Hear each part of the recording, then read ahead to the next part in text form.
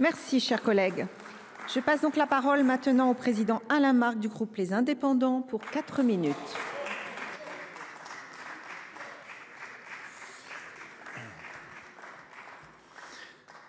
Madame la présidente, monsieur le ministre, madame la rapporteure, monsieur le président de la commission des lois, mes chers collègues, les violences intrafamiliales représentent un véritable fléau pour notre société. Cela peut sembler paradoxal car elles n'opèrent que dans la sphère privée, ce qui explique qu'on ait mis tant de temps à les évoquer dans le débat public. Mais un enfant qui subit ces violences, soit en tant que victime directe, soit en tant que victime indirecte, portera en lui la douleur de cet épisode tout au long de sa vie. Et l'adulte qui vit avec ce fardeau est un individu meurtri, torturé. Il aura toujours en lui une part d'ombre pour laquelle il n'a jamais eu la moindre responsabilité, alors même qu'il éprouvera souvent une immense culpabilité. On estime entre 10 et 20% la proportion de ces adultes qui ont subi de telles violences lorsqu'ils étaient mineurs. Des millions de nos concitoyens sont donc directement concernés. C'est pourquoi, au nom de mon groupe, je me réjouis que ce sujet soit porté avec beaucoup de détermination par l'exécutif. La proposition de loi que nous examinons aujourd'hui, en deuxième lecture, a d'ailleurs été inscrite sur une semaine réservée au gouvernement. Je tenais à le rappeler.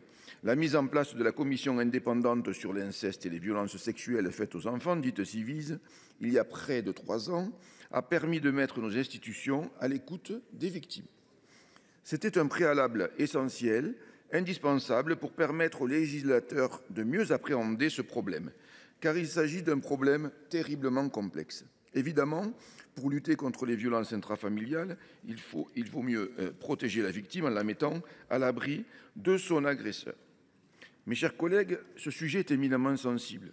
Nous devons légiférer avec la plus grande prudence, en nous en tenant à 2 principes clairs. Préserver l'intérêt supérieur de l'enfant et valoriser la parole des victimes. Ces 2 principes doivent primer sur toute autre considération. À ce stade de la navette parlementaire, plusieurs avancées ont été entérinées. Je pense notamment à l'article 2 qui prévoit l'automaticité du retrait de l'autorité parentale et de son exercice lorsque des violences ou un crime ont été commis contre l'autre parent ou lorsque l'enfant a subi un viol. Sur ce point, la navette a permis d'aboutir à un dispositif à la fois efficace et équilibré. Ce n'est pas encore le cas pour l'article 1er. La rapporteure de notre commission des lois, dont je tiens à saluer le travail consciencieux et rigoureux, a proposé de rétablir la version adoptée par le Sénat en première lecture, en conservant au juge aux affaires familiales la faculté de se prononcer sur la suspension provisoire de l'autorité parentale. J'entends certains de nos collègues, ils sont nombreux, qui appellent à ce que ce texte soit adopté et promulgué le plus rapidement possible afin qu'il produise ses effets au plus vite et qu'un maximum d'enfants soient mis à l'abri. Je comprends leur diligence et je la partage aussi, mais je veux aussi leur dire qu'il ne faut jamais confondre vitesse et précipitation, surtout lorsqu'il s'agit d'écrire la loi. Je suis convaincu qu'il vaut mieux prendre le temps nécessaire pour écrire la meilleure loi possible, plutôt que de se hâter d'en adopter une, probablement moins efficace ou moins équilibrée.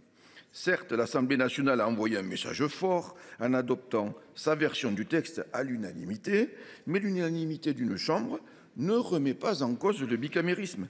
C'est pourquoi le Sénat doit poursuivre son travail de manière sereine et sérieuse. Notre groupe soutient l'adoption de ce texte et juge le texte de la Commission plus équilibré. Merci, chers collègues. La parole est donc maintenant à Madame Dominique Vérien.